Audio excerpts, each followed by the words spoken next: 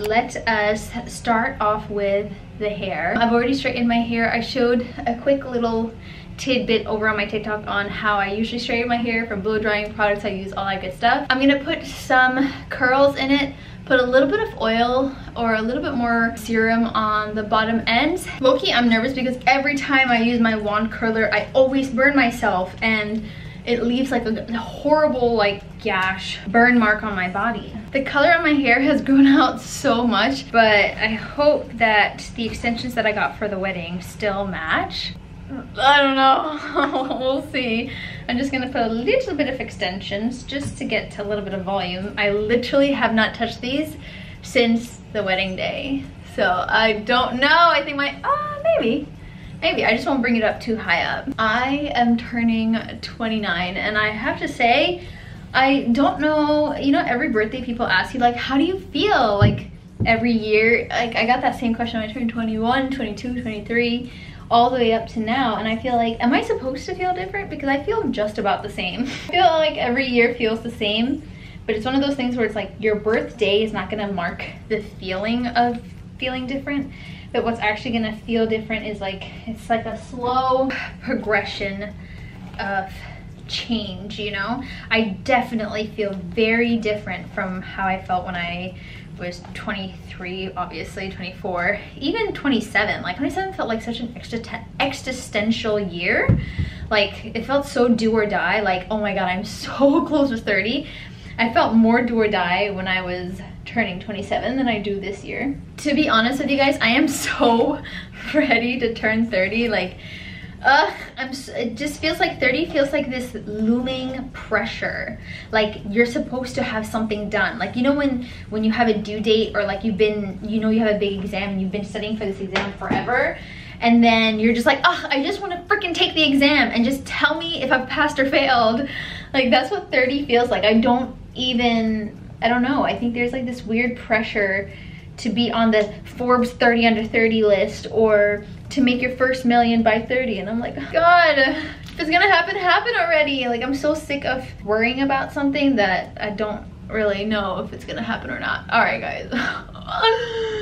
You know what? We're just gonna put it in and then see at the end because right now it's not looking good for us. It's not looking good. But let me know if you guys feel the same way, you know? And a part of me is like, I low-key want to celebrate turning 30 more than anything because I'm ready to get there. And I've been following the trend on TikTok of like the girl that was like, oh, for all the ladies that are over the age or like are 30 or over the age of 30, give advice to the 20-somethings. And let me tell you, that trend is giving me life right now. It's everything I would expect it to be, and I'm kind of excited for it. I don't know if you guys are in your 30s or even in your 20s, let me know if you guys are feeling the same way. I feel like it's pretty, like, I think we're all feeling the same way, especially those of us that have survived the pandemic. We're just kind of like, yo, are we supposed to, like, why is 20 so ghetto? Like this era of being in your 20s, when they say you're supposed to make the most mistakes, you basically know nothing. Everybody treats you like you're an infant, like you're not grown enough to make any grown decisions, or anybody takes you seriously enough when you make grown decisions unless you've validated yourself somehow. Oh wow, maybe my hair has grown. I literally have been talking about how my hair hasn't grown at all. And the last time I put these extensions on, I put them on because they were longer than my hair, and my hair is the same length as these extensions. So maybe leave it on, maybe take it out, I don't know. I'm gonna look back at this clip in like 5 minutes and let me know, because if it stands out too much, then I might take it out, but I might just leave those 2 clips, honestly, just for volume purposes. I think, in my opinion, there's definitely been some big mental changes that have come through for me. I know I haven't done a proper talk through or talking video telling you guys where I've been at or mentally been at since November now. And honestly, a part of me just doesn't feel ready to talk about everything that's been going on. Mentally, obviously, nothing physically is going on. Luckily, knock on wood, everybody's health is intact. At least everybody I love is healthy and happy and doing well. I think it's more so like an internal thing. I know I spoke about this several times on my videos, but I've been now consistently in therapy for about a year, and therapy has actually helped my faith journey a lot in learning to trust timing, you know, growing closer to God.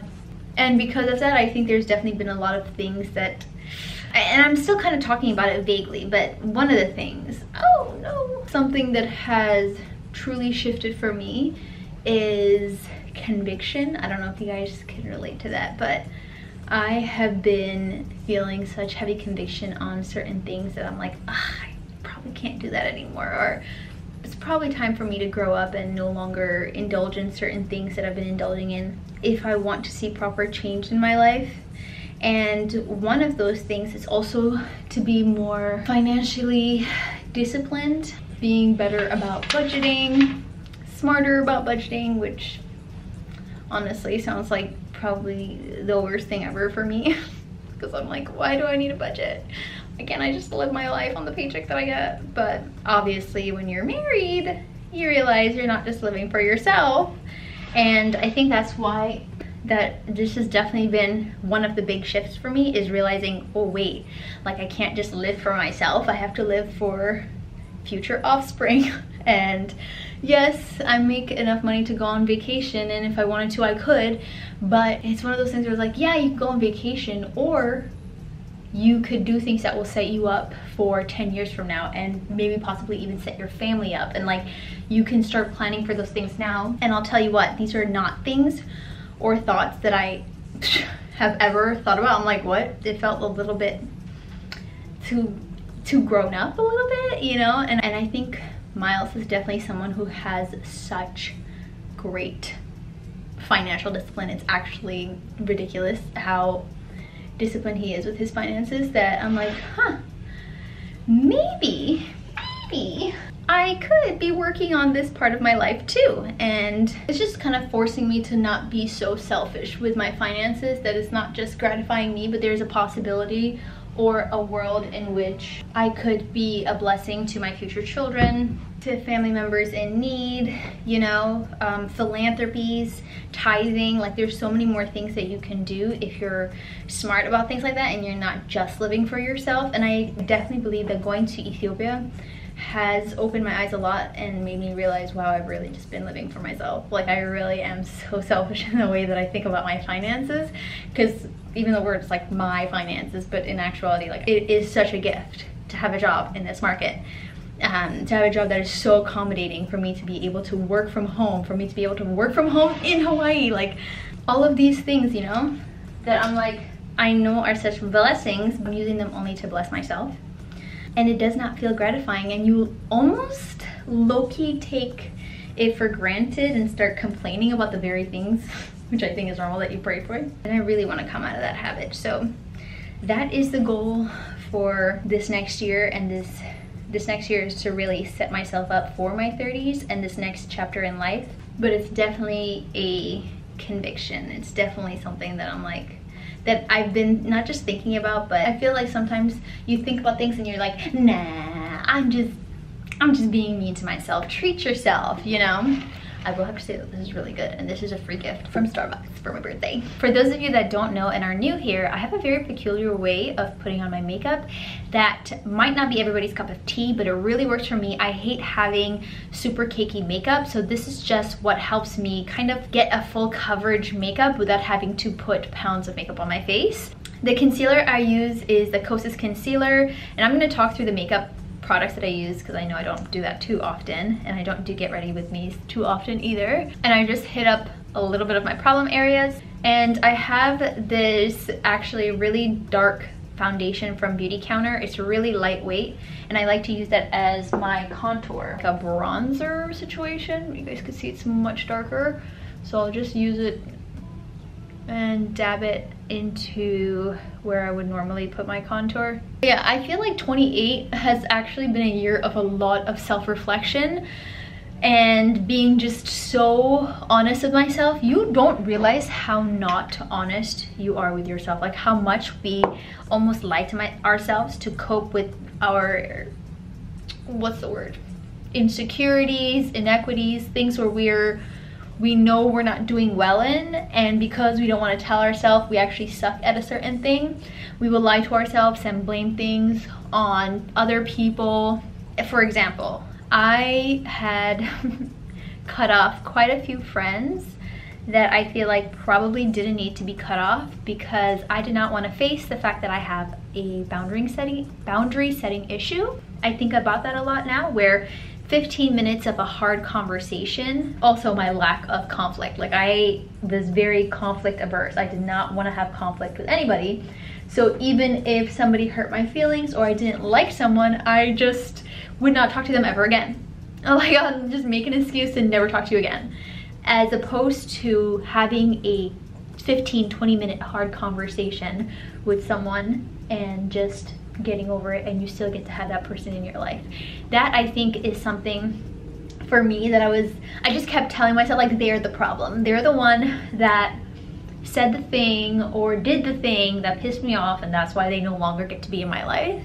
And I would be stupid to keep them in my life. However, and to an extent, that could work, you know. It could be smart to cut people off that are deliberately hurting you. But I never even had a conversation with certain people to tell them, like, hey, I don't know if you meant this intentionally or if this was a misunderstanding. Like, never gave anybody the chance. And I'm realizing now that I'm like, that is so toxica. Like, that's so toxic to not even, like, I mean, it's not even just toxic. It's just so, like, I'm trying to protect myself so dang bad that I'm losing out on friendships, losing out on meaningful relationships based on misunderstandings. And let me tell you, when you grow up in a Middle Eastern country with African values and then you come to America, you will be surprised how you will misunderstand basically everyone. You will misunderstand everyone because the culture is so freaking vastly different. And although I sound like I'm an American and I've grown up in America all my life, my traditions, my values, everything that I was born with says she's an African woman, you know? And it has led to a lot of misunderstandings. Like, I can't even begin, I don't even know where to start with that, but it really is everything. I've realized everything in adulthood is having the tough conversation. Everything is, for me, don't run away from the hard conversation. Have it and then see where it goes, because you could cut this person off. That is always an option. Or you could have the conversation and then all of a sudden you guys have a deeper relationship or a better understanding of the other person. That is really a tough pill I had to swallow this year. And like I mentioned, shout out to therapy for really showing me that I've been running away from the things as opposed to just having a tough conversation. And I think for most girls, you guys can relate. Like, you know how you have some people in your life that are just like, you just know they're a hater. Like, you just know that they don't have good intentions for you, or like they'll do certain things and you're just like, ew, like, why? Technisha, why? The foundation I use is Makeup by Mario. I love this one. I got it in an 18W. I think it's 18 warm. It doesn't look as warm right now, but you guys can see it's almost like a perfect blend to my skin, especially with the bronzer. I love it. I'm just gonna set my under eyes. This is the True Complexion Loose Setting Powder from, what is this? Target? I don't know. You guys know the brand, right? Oh my god, this poof? Okay, what? Why have I not been using this thing this whole time? This thing is amazing. Base is done, nice and blended. Now I will usually set my under eyes and then go in with blush, and I freaking love these little blush lipsticks from Milk Makeup. I was gonna put it on my lips, no. This one is in the shade Work, and it's just like a cute little peachy pink, basically everywhere. See, it has such a pretty shine to it. This might be a little redundant, but then I'll go in with this brown, like this lighter brown, and I'll go in and put powder over where I put the bronzer. It's really overcast, and sometimes on an overcast day I feel like the lighting gets so freaking white. I don't know if you guys noticed that. And I don't know if I want to do a bold red lip because I'm wearing a white dress tonight. I think I'm gonna wear a white dress tonight. It really depends on my garment situation. And I used to overline my top lip, but I realized that just, especially if you're going to a restaurant, sometimes I can get a little iffy, you know? I'm gonna also put this other milk lipstick on top. This one is in, I'm pretty sure it's called Plum. Oh, it's called Quickie. Cute. It's a little bit more red. Auburn. I think it adds just a little bit more color. Yeah, I like this so much better, actually. And then I'm gonna put a little bit of that on my lip. I don't know, I'm not obsessed with it on the lip. All right, let's do the eyes for a little bit. I don't think I'm very good at doing these get ready with me's, which is why I don't do them too often. Going in with my falscara now. Time for a little falscara moment. Actually, let me do a little bit of eyeliner first. Life after the wedding has been very interesting, to say the least, but like in the best way possible. I feel like not having anything, no other pressure. I don't know if I've talked about this on here. I don't know where I've talked about it or if I've just been talking to my friends about it over and over again. Not having the pressure of something looming over our heads has been so good and so much more enjoyable, where we could just, God, it's removed such a stress off of the relationship. Now there's definitely a little bit of pressure coming from the, you know, I don't even have to tell you guys. If you're Habesha, then you know there's definitely a bit of pressure to make people grandparents. But Miles and I are just gonna take our time. One thing, wedding season, I've come out the wedding season knowing that nobody's gonna pressure me into anything I do not want to do, which I talked about this actually in one of my last videos. I really think I need to enter my villain era, like legit enter my villain era. I'm not even joking, because I've been almost too accommodating, and sometimes when you're too accommodating, you end up really hurting yourself and resenting people that you really shouldn't be resenting. Because again, back to the boundary issue, if you had proper boundaries, you would never allow certain people to put certain pressures on you. So I'm just announcing that now, 29, you know, maybe I need to be a little bit more problematic. Maybe I need to just say what it is that I mean to say and say it with my chest, and if people don't like it, they don't like it, and if they do, they do. I think it also kind of plays a role in your authenticity as well. That's something that I talked a lot about with people recently, is you're not really authentically yourself, or like really truly yourself, if you're constantly in a state of people pleasing. Because when you're constantly in a state of people pleasing, guess what? You're just capitulating to what other people want, and all they know of you, and like your friends, your family, whatever, all they know of you is the version of you that you're showing them, which is probably not even you. It's just what you think will make them happy. That's not fair to you, and that's not even fair to them, because then they never really truly get to know the real you. And how sad is that? How sad is it to live a life where people don't really get to know you for you? Like, I'm telling y'all, I am entering this villain era to the 10th power. I'm just over here being your therapist and talking you through everything I talk through in therapy.